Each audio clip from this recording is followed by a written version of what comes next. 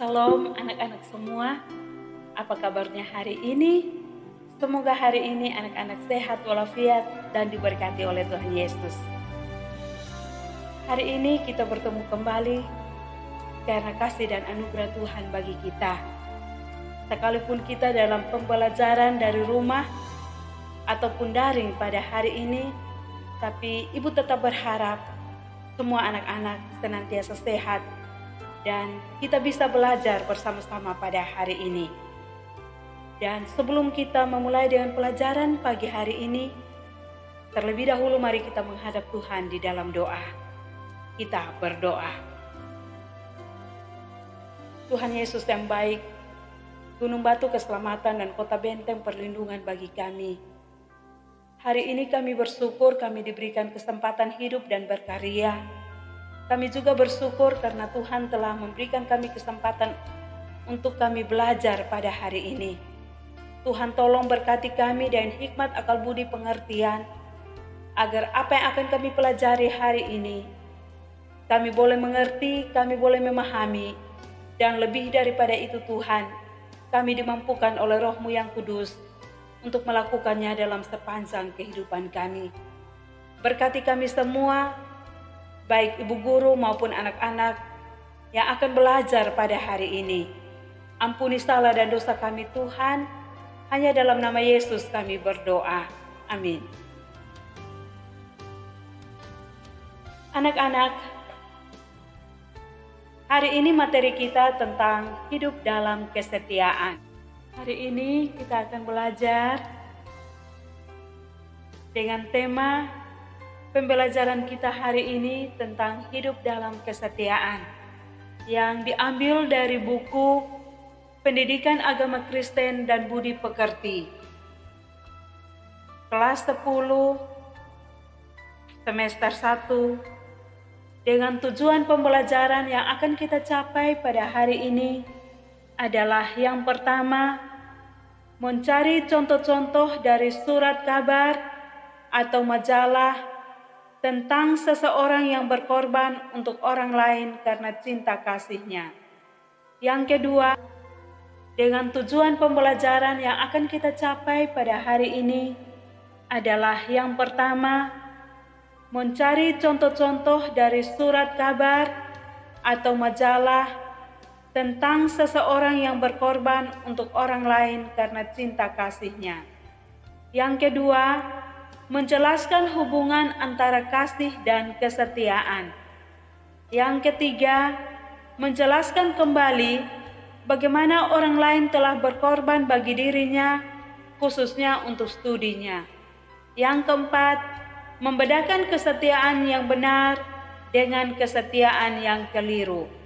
Yang kelima, bersyukur kepada Tuhan yang telah terlebih dahulu. Yang kelima, bersyukur kepada Tuhan yang telah terlebih dahulu memperlihatkan kasih-Nya yang penuh pengorbanan. Yang keenam, menyusun rencana untuk mengasihi orang yang selama ini paling sulit Ia kasihi. Yang ketujuh, menunjukkan bukti-bukti tentang kesetiaannya kepada Allah. Anak-anak, judul materi yang akan kita pelajari pada hari ini adalah hidup dalam kesetiaan. Bahan Alkitab yang akan mendasari pembelajaran kita dalam hidup dan kesetiaan itu adalah yang pertama.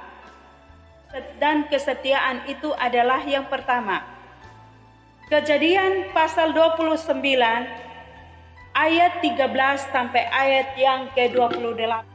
Kejadian pasal 29 ayat 13 sampai ayat yang ke-28 mengenai Yakub di rumah Laban.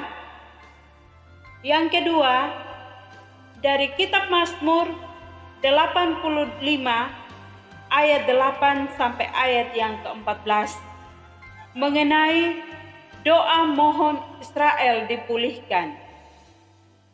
Kedua kitab ini dari Kejadian dan Mazmur, anak-anak bisa membacanya di rumah agar anak-anak bisa lebih memahami dan mengerti isi dari firman Tuhan tersebut. Yang ketiga, dari Matius pasal 8, yang ketiga, Matius pasal 28 ayat 18 sampai ayat yang ke-20. Demikian bunyi firman Tuhan. Perintah untuk memberitakan Injil. Yesus mendekati mereka dan berkata, "Kepadaku telah diberikan segala kuasa di sorga dan di bumi. Karena itu pergilah, jadikanlah semua bangsa muridku, dan baptislah mereka dalam nama Bapa dan Anak dan Roh Kudus. Dan ajarlah mereka melakukan segala sesuatu yang telah kuperintahkan kepadamu. Dan ketahuilah, aku menyertai kamu senantiasa sampai kepada akhir zaman."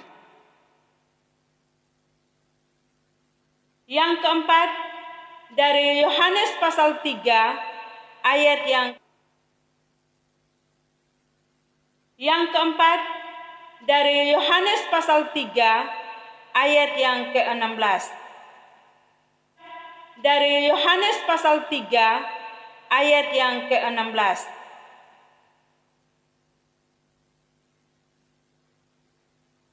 Demikian bunyi firman Tuhan. Karena begitu besar kasih Allah akan dunia ini, sehingga Ia telah mengaruniakan anaknya yang tunggal, supaya setiap orang yang percaya kepadanya tidak binasa, melainkan beroleh hidup yang kekal. Anak-anak yang dikasihi oleh Tuhan Yesus, hidup dalam kesetiaan, kita akan belajar bersama-sama dari kehidupan Yakub dan sehingga ia telah mengaruniakan anaknya yang tunggal, supaya setiap orang yang percaya kepadanya tidak binasa, melainkan beroleh hidup yang kekal. Anak-anak yang dikasihi oleh Tuhan Yesus, hidup dalam kesetiaan, kita akan belajar bersama-sama dari kehidupan Yakub dan Rahel. Tentunya anak-anak mesti ingat kisah Yakub yang mencuri hak kesulungan Esau.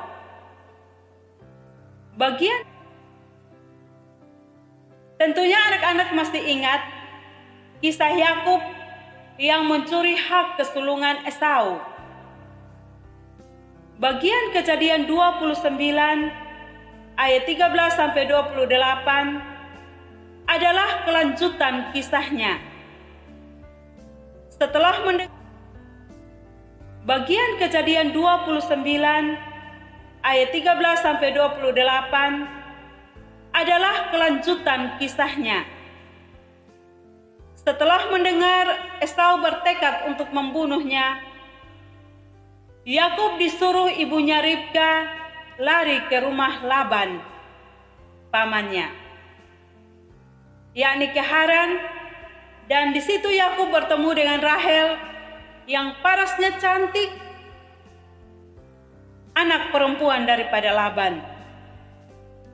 Setelah bekerja selama sebulan di rumah Laban, Laban menawarkan bayaran kepada Yakub yang parasnya cantik, anak perempuan daripada Laban. Setelah bekerja selama sebulan di rumah Laban, Laban menawarkan bayaran kepada Yakub. Yakub setuju bekerja untuk Laban tanpa bayaran selama 7 tahun, dengan syarat hanya satu. Setelah 7 tahun ia diizinkan menikah dengan Rahel. Namun Laban adalah orang yang licik. Setelah 7 tahun Yakub bekerja, Laban memperdayainya dengan menyerahkan Lea untuk dinikahi Yakub.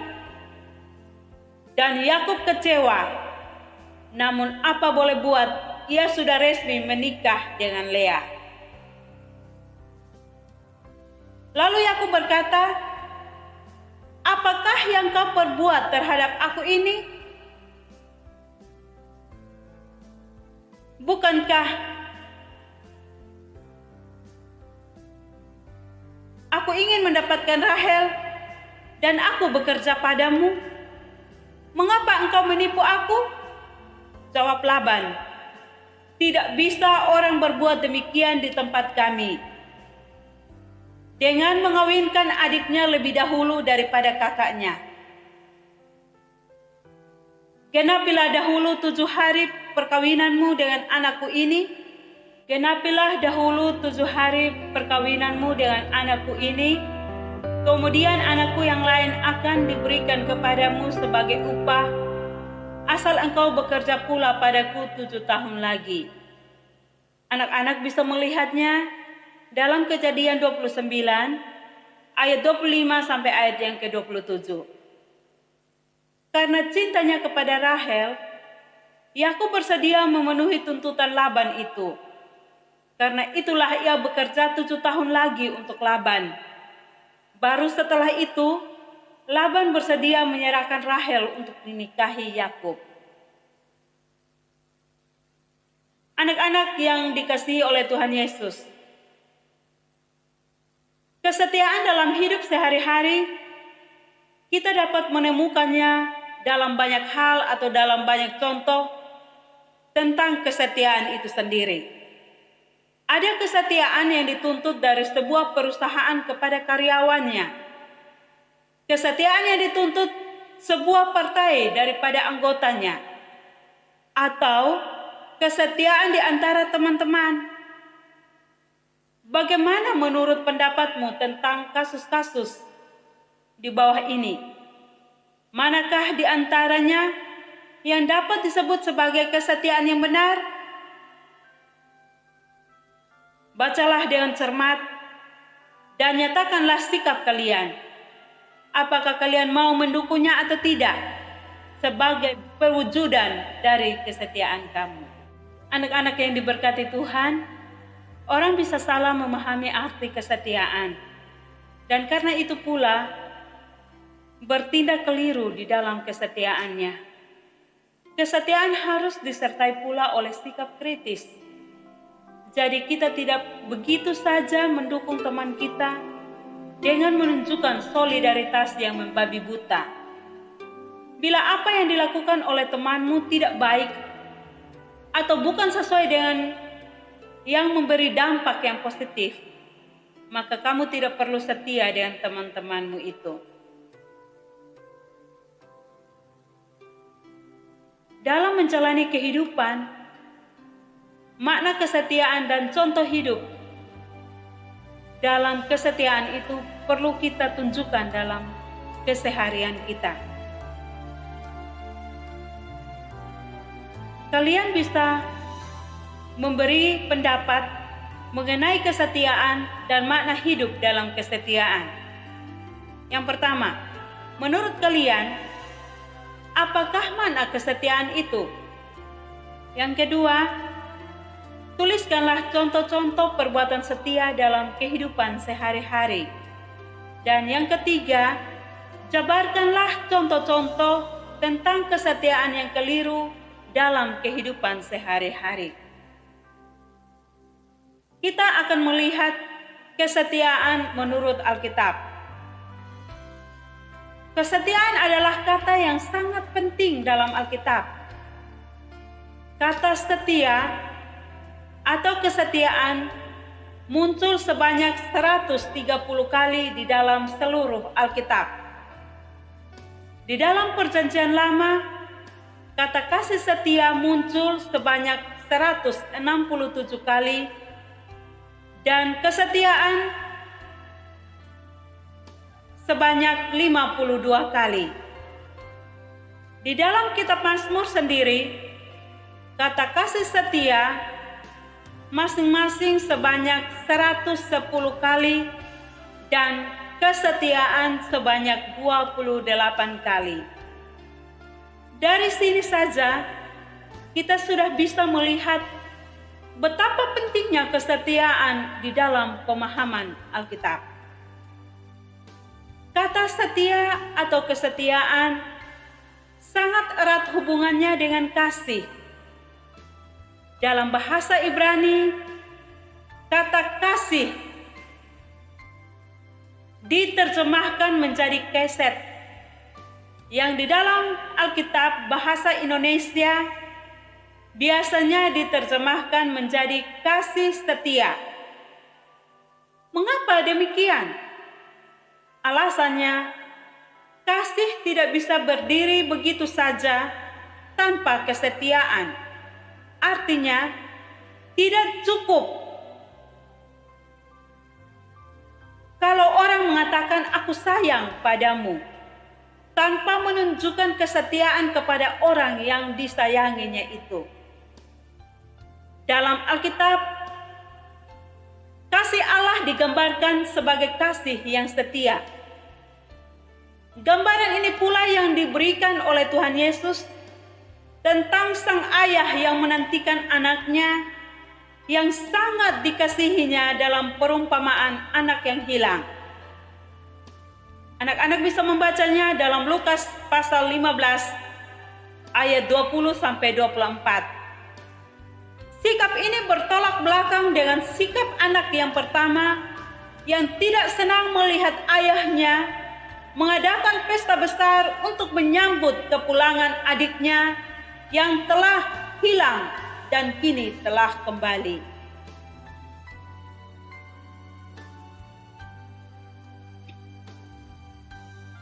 Kasih Allah yang digambarkan sebagai kasih yang penuh kesetiaan ini dilukiskan dalam ayat-ayat seperti Mazmur 103 ayat 8 sampai ayat yang ke-13 yang berbunyi, Tuhan adalah penyayang dan pengasih, panjang sabar dan berlimpah kasih setia.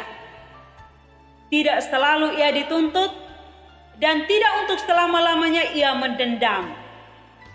Tidak dilakukannya kepada kita setimpal dengan dosa kita, dan tidak dibalasnya kepada kita setimpal dengan kesalahan kita.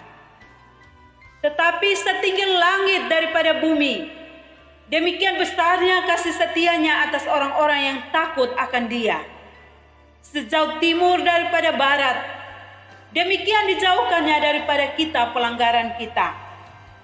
Seperti Bapa sayang kepada anak-anaknya, demikian Tuhan sayang kepada orang-orang yang takut akan Dia.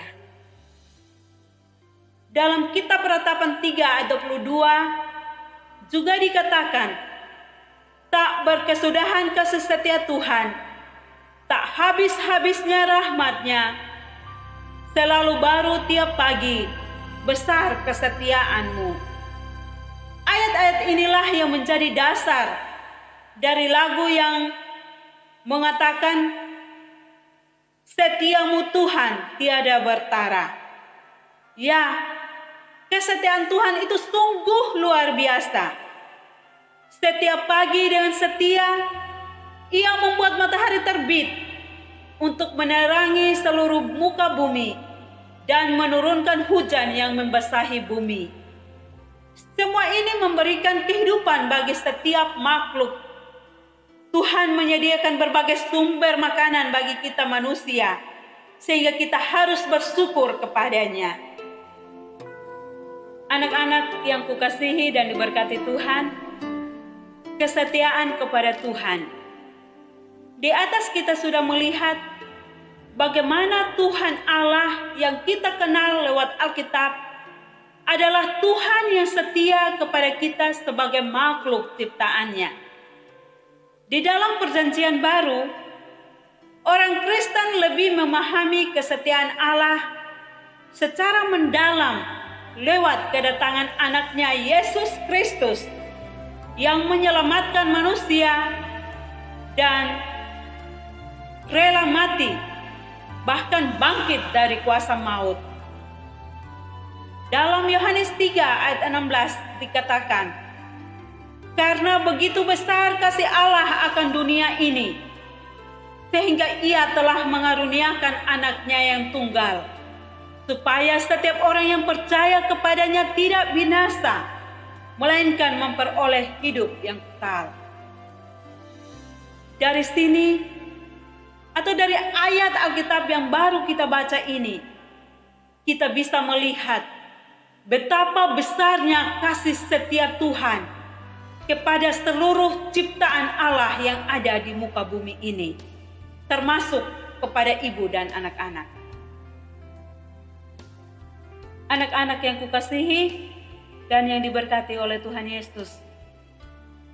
Seperti yang sudah kita baca dalam Matius pasal 28, ayat 18 sampai ayat 20, ini dikenal sebagai amanat agung atau perintah Tuhan Yesus kepada murid-muridnya supaya mereka pergi ke seluruh dunia untuk memberitakan Injil dan mengajak setiap orang untuk melaksanakan perintahnya.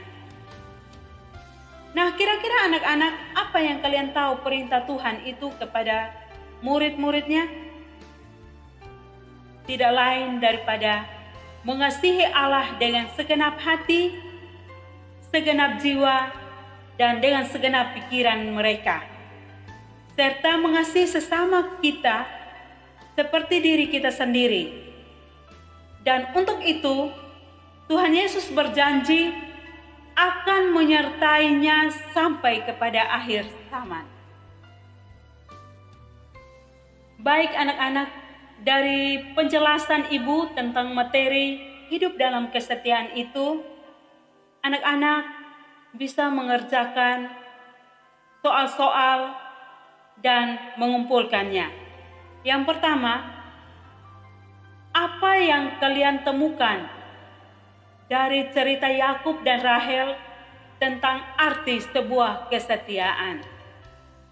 Yang kedua, apa kaitan antara cinta dan kesetiaan?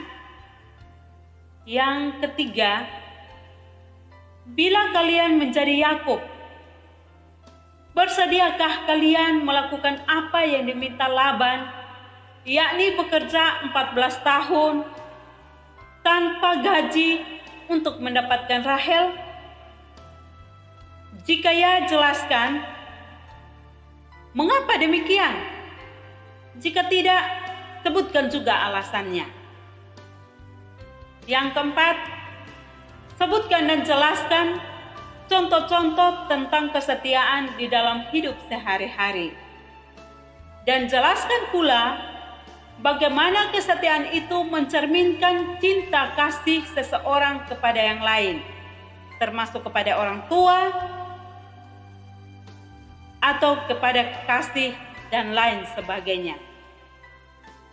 Anak-anak semua yang kukasihi, dari sekian penjelasan yang sudah Ibu sampaikan kepada anak-anak semua, kita akan sampai kepada kesimpulan atau rangkuman daripada materi kita hari ini. yakni kesetiaan adalah sebuah konsep yang sangat penting dalam kehidupan kita sehari-hari.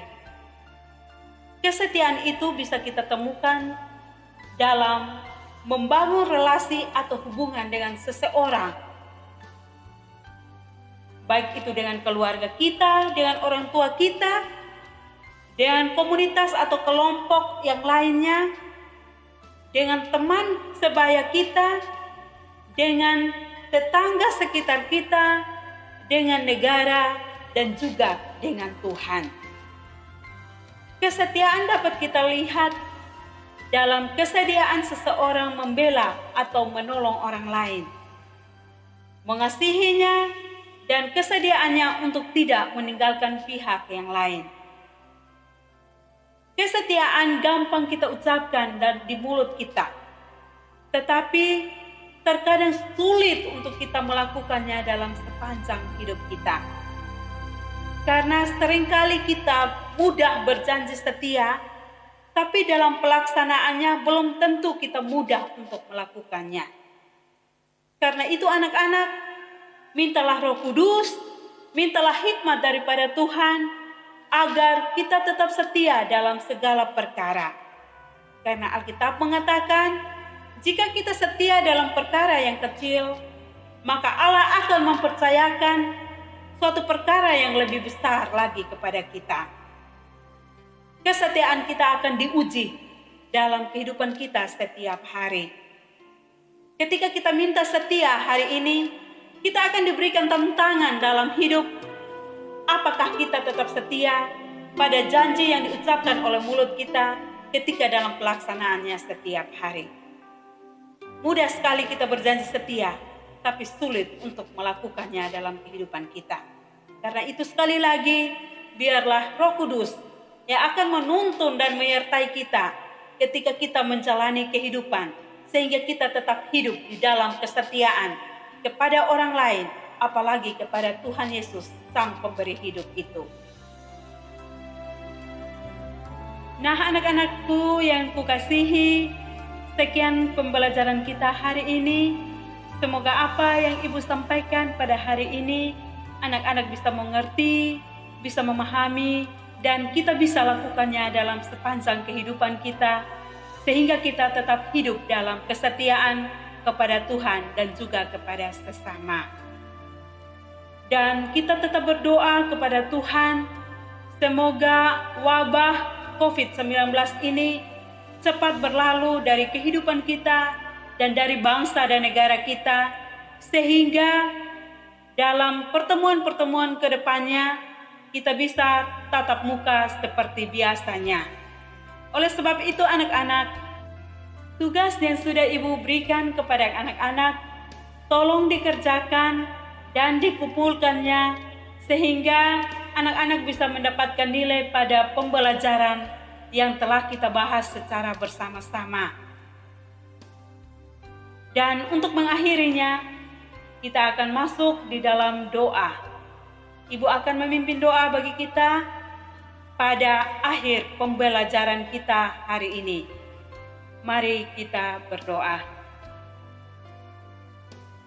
Kami mengucap syukur kepadamu ya Tuhan, karena Tuhan sungguh baik bagi kami semua, telah menolong dan memberkati kami selama kegiatan pembelajaran hidup dalam kesetiaan hari ini Tuhan.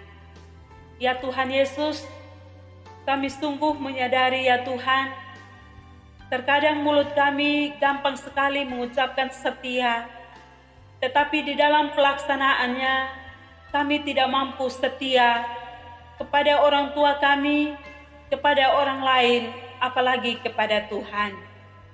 Karena itu ya Tuhan, kami mohon Roh-Mu yang kudus menolong dan memberkati kami, menguatkan dan meneguhkan iman percaya kami, agar dalam sepanjang hidup kami belajar untuk hidup dalam kesetiaan kepada-Mu ya Tuhan. Sehingga ketika Tuhan datang kembali bagi kami semua, kami didapati oleh Tuhan dalam keadaan setia dan berkenan di hadirat-Mu ya Tuhan. Terima kasih Tuhan Yesus, inilah doa dan harapan kami hari ini. Tuhan juga berkati kami dalam kami menjalani kehidupan, khususnya dalam wabah COVID-19 ini Tuhan. Berikan kami kekuatan dan kesehatan, agar kami mampu menjalani hari-hari kami ini Tuhan, di dalam perlindungan-Mu ya Bapa di sorga. Terima kasih Bapa, berkati kami semua, mulai dari sekarang ini, kekal selama-lamanya. Amin. Sekian pertemuan kita hari ini anak-anak. Kita akan jumpa lagi pada pembelajaran yang berikutnya. Semoga Tuhan senantiasa menolong dan memberkati kita di dalam sepanjang kehidupan kita. Terima kasih, Tuhan Yesus memberkati kita semua. Salam.